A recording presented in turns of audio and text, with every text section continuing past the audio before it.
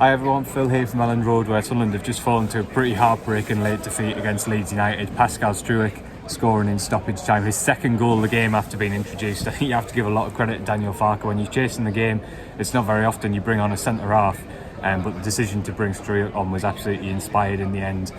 I thought it was a bit of a game with two halves, really. I thought in the first half, while Leeds dominated possession and had most of the shots, they were never really in dangerous areas, and I think Sunderland had produced almost the perfect away performance. They defended resolutely, they kept Leeds as wingers, sort of in positions where they couldn't really hurt them, and they definitely offered a threat on the counter. They moved the ball sharply, Eastow's pace troubled them, took his goal absolutely superbly, deserves so much credit for that.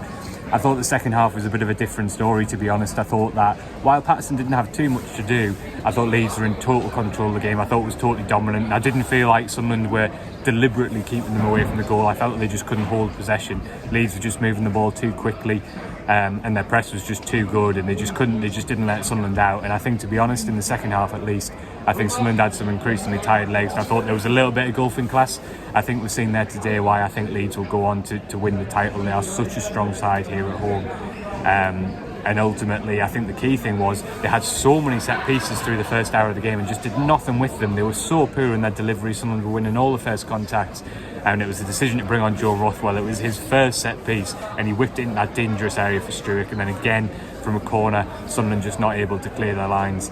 I think if you're looking for positives from a Sunderland perspective, I think we have to say Trey Hume's in excellent form and performed well up against Manuel Solomon, such a dangerous player. I thought Dan Ballard was excellent again, so unlucky to end up on the losing side.